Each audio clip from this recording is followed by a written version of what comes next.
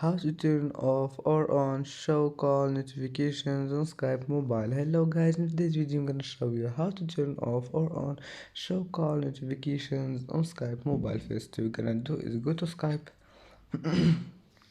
and then click on your profile here and go down and you will find this one, settings. Click on it and then click this one, notifications. And now all you need to do is just go down and you will find this one here, show call notifications.